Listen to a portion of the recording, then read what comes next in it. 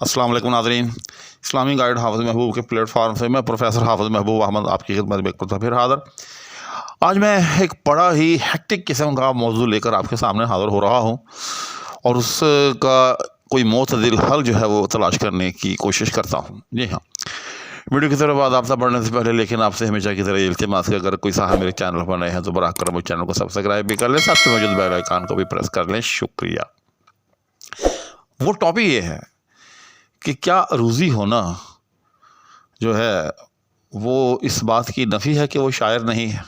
जी हाँ,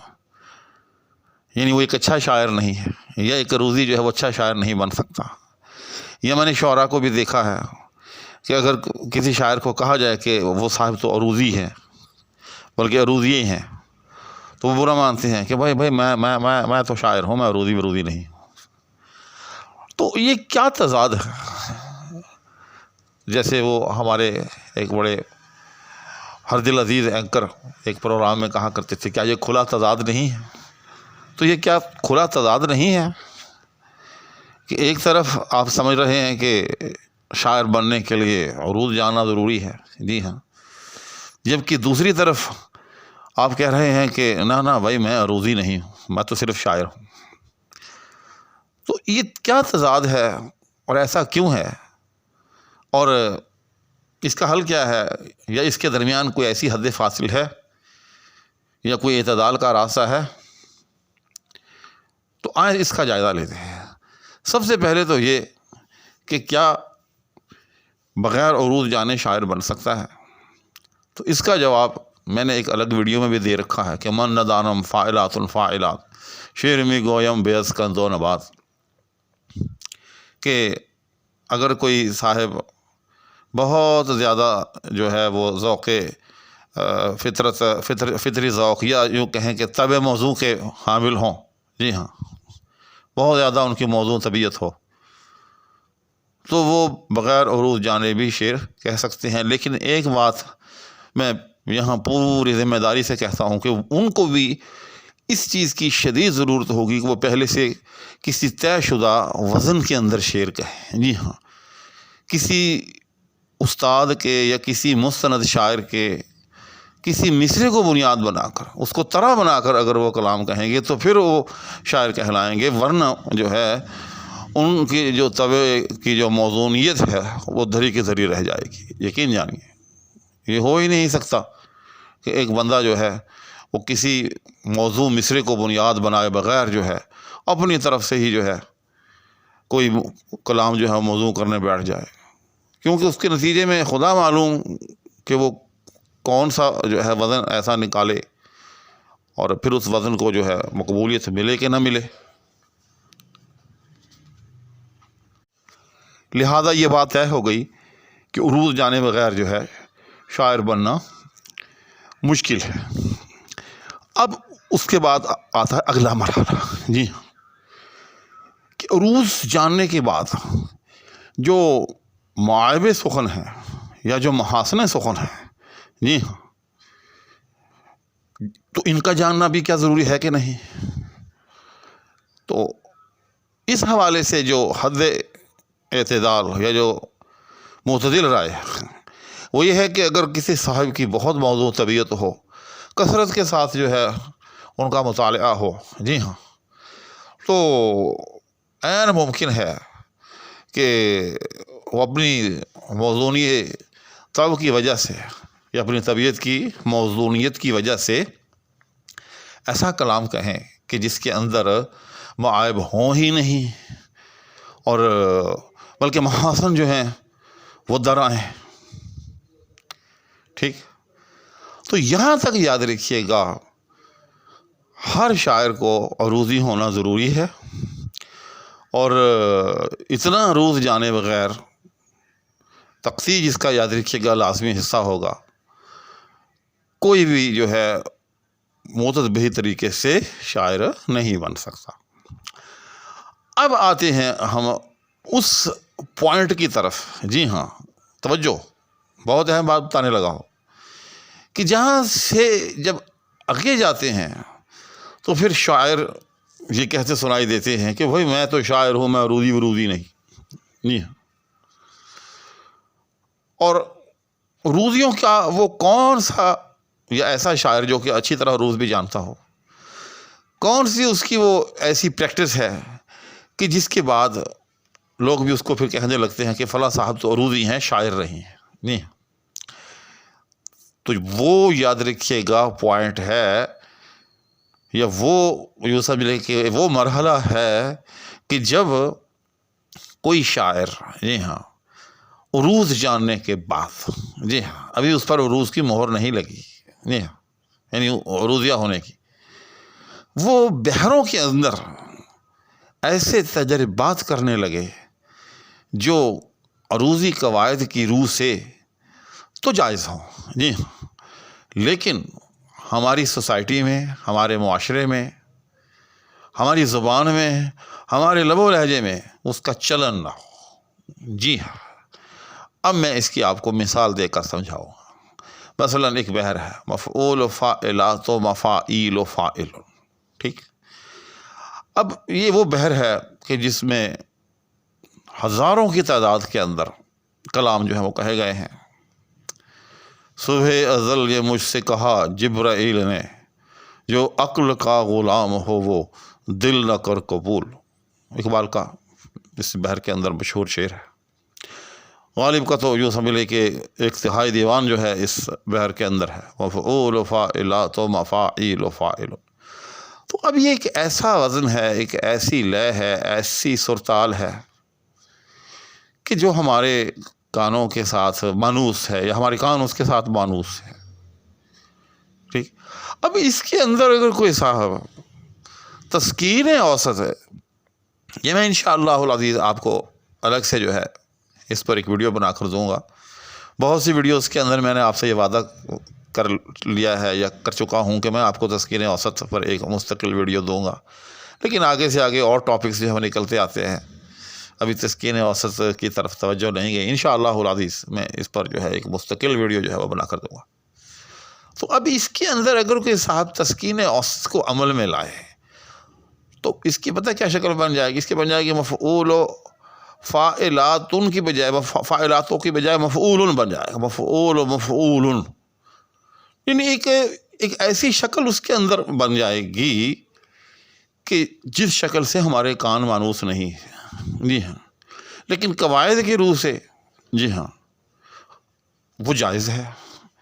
اب اگر کوئی شاعر جی ہاں، اور یہ وہی کرے گا کہ جس کو علم عروض کی بہت زیادہ باریکیوں کا علم ہوگا، جی ہاں، تسکین اوسط کو یہاں عمل میں لاتے ہوئے درمیانی رکن کو بدل دے اور اس بدلی ہوئی شکل کے اندر وہ مصرع کہے،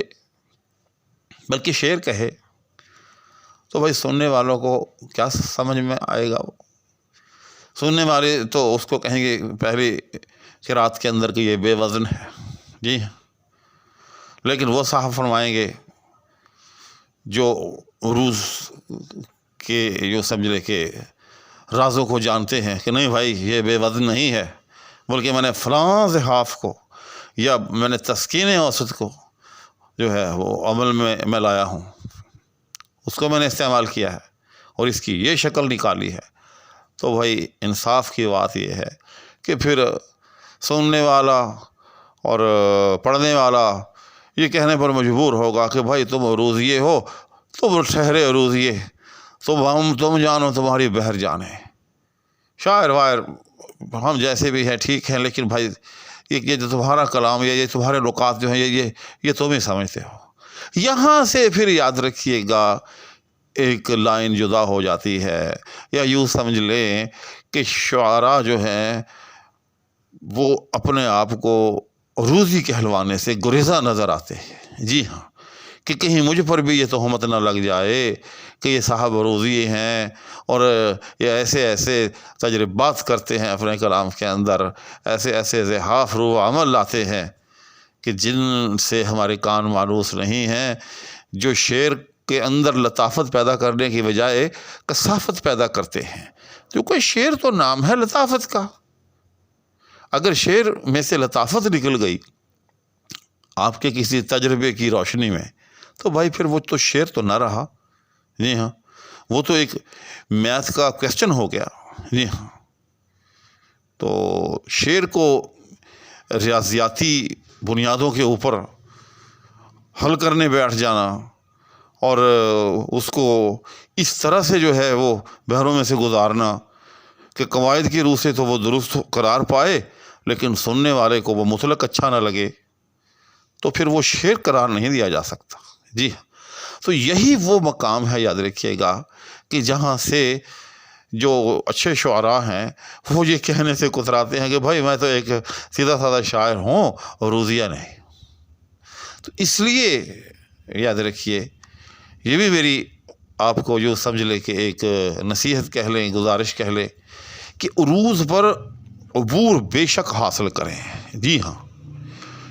لیکن علم کی حد تک، جی ہاں، لیکن یہ کہ پھر ان زحافوں کو آپ روب عمل لانے بیٹھ جائیں،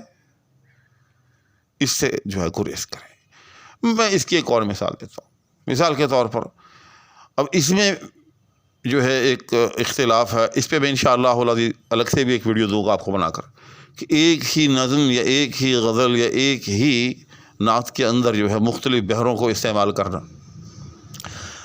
اب ہوتا یہ ہے بالعموم کہ جب ایک بحر کے اندر ایک نعت یا ایک غزل یا ایک نظم شروع ہوئی ہے تو آخر تک اسی بحر میں چلتے ہیں، جیسے ہزاروں خواہشیں ایسی کہ ہر خواہش پہ دم نکلے، بہت نکلے میرے ارمان لیکن پھر بھی کم نکلے۔ ظاہر ہے یہ بحر حدج کے اندر ہے، اور مفاعیل مفاعیل مفاعیل مفاعیل سے جو ہے وہ یہ شروع ہوتی ہے اور آخر تک آخری شعر تک جو ہے اسی بحر میں جا رہا ہے، جی ہاں۔ لیکن اب آپ کیا کرتے ہیں کہ اس کے اندر آپ کئی بحروں کو ڈال دیتے ہیں، تو بھائی آپ نے اپنی روح کو تسکین دے لی کہ دیکھیں جی میں نے ایک نظم یا ایک غزل کے اندر اتنی بحریں استعمال کر دی، خلط بحور جو ہے میں اس کا ماہر ہو گیا۔ لیکن یہ بتائیں سچ سچ اپنے دل پر ہاتھ رکھ کر بتائیں کہ کیا سننے والا جو ہے، کیا ہر بندہ جو ہے پڑھنے والا آپ کا جو قاری ہے وہ کیا اتنا ماہر ہے، اتنی بحروں کو جاننے والا ہے؟ کیا اس کو بھی اس بات کا احساس ہے کہ اب یہ اس بحر سے نکل کر اس بحر میں آ گیا ہے اور اسی بحر سے نکل کر اس بحر میں آ گیا ہے؟ یہ تو ایسے ہی ہوا جیسے ریل گاڑی کی لائن چل رہی ہے، جگہ جگہ آپ نے کانٹے لگا رکھے ہیں کہ جی پہلے اس لائن پہ چلے گی، پھر تھوڑی دیر بعد اس لائن پہ چلے گی، پھر تھوڑی دیر بعد اس لائن پہ چلے گی۔ تو کتنا مشکل ہے ایسا کرنا۔ تو یہاں سے وہ حد فاصل شروع ہو جاتی ہے کہ جو اچھے شعراء جو ہیں وہ یہ کہنے سے کتراتے ہیں کہ بھائی ہم عروضی نہیں ہیں، یعنی عروضیوں کے ان تجربات کی وجہ سے۔ جی اس سے میرا یہ کہنے کا مقصد نہیں ہے کہ جو عروضی جو ہیں وہ شاعر نہیں ہوتے، ہر عروضی ایک شاعر ہے، یاد رکھیے گا۔ یہ ہو ہی نہیں سکتا کہ عروضی ہو اور وہ شاعر نہ ہو، لیکن جب عروضی ان تجربات میں سے گزرتے ہیں تو پھر ان کا وہ کلام ان جیسا اس پائے کا عروضی ہی سمجھ سکتا ہے۔ عام جو شعراء ہیں وہ اس کلام کو سمجھ نہیں پاتے، ایک بات۔ دوسری بات کہ پھر ان کا شعر پایا لطافت سے جو ہے یقیناً گر جاتا ہے، کیوں جب آپ ایک ایسے تجربے میں سے شعر کو گزاریں گے، جی ہاں، جس کے اندر جو ہے آورد کا عنصر ہوگا، جس میں تکلف کا عنصر ہوگا، جس کی غرض و غایت جو ہے ایک خاص بحر اور اس کے اندر ایک خاص وزن اور ایک خاص زحاف میں سے جو ہے آپ اس کو مصرعے کو یا شعر کو گزار رہے ہیں، تو یقیناً اس کی جو ہے وہ لطافت سے جو ہے متاثر ہو کر رہے گی، جی ہاں۔ تو یہ ہے وہ یاد رکھیے گا چیز کہ جس کی وجہ سے شعراء جو ہیں یہ کہتے نظر آتے ہیں کہ بھائی میں تو سیدھا سادہ شاعر ہوں، میں عروضی نہیں ہوں۔ تو اس گفتگو کا خلاصہ یہ نکلا کہ شاعر بننے کے لیے نمبر 1 عروض جاننا ضروری ہے، نمبر 2 عروض پر مہارت حاصل کرنا، مہارت تامہ حاصل کرنا، یہ امر مستحسن ہے، یہ کوئی بری بات نہیں ہے، جی ہاں۔ آپ عروض کی آخری حدوں تک عروض کو جانیں، یہ کوئی بری بات نہیں۔ اگر آپ کو کوئی عروضی کہتا ہے تو بھلے کہے، جی ہاں۔ نمبر 3 اگر آپ ایک اچھے شاعر کے طور پر بھی اپنی شناخت چاہتے ہیں سوسائٹی کے اندر، معاشرے کے اندر، جی ہاں، چونکہ آپ کی بطور عروضی تو شناخت بن گئی، لیکن آپ یہ بھی چاہتے ہیں کہ میری ایک اچھے شاعر کے طور پر بھی شناخت رہے، تو پھر کائنڈلی اپنے تجربات جو ہیں وہ عام محفلوں میں نہ لائے۔ جی ہاں، یعنی اپنے ایسے کلام کے جن کے اندر آپ نے طرح طرح کے تجربات کر رکھے ہیں، ان کلاموں کو آپ عام لوگوں کے ساتھ شیئر نہ کریں کہ وہ یہ کہنے پر مجبور ہو جائیں کہ بھئی یہ تو کسی عروضی کا خاص کلام ہے، اور یہ کہ میں تو ایک سیدھا سادہ شاعر ہوں، میں کوئی عروضی نہیں۔ اپنے ایسے تجربات کو صرف ایک مشق سخن کے طور پر اپنے ہم پایا جو علم والے ہیں، اہل علم جو ہیں، جو اہل عروض جو ہیں، ان کے ساتھ بھلے شیئر کریں، لیکن عام عوام کے سامنے ان اشعار کو نہ لائیں۔ تو یہ ایک میری رائے ہے، اور ظاہر ہے کہ یہ میری رائے جو ہے ایک رائے ہے، یہ کوئی حتمی رائے نہیں ہے۔ آپ میں سے ہر شخص کو، ہر فرد کو، ہر شاعر کو، ہر عروضی کو اس سے جزوی یا کلی طور پر جو ہے وہ اختلاف بھی ہو سکتا ہے۔ تو اگر کوئی صاحب اس سے اختلاف فرمائے تو علمی بنیادوں پر کمنٹس کے اندر جو ہے لوگوں کی مزید جو ہے وہ رہنمائی کر سکتے ہیں، مجھے میری غلطی پر جو ہے متنبہ کر سکتے ہیں۔ اسی کے ساتھ اجازت چاہوں گا۔ اللہ حافظ۔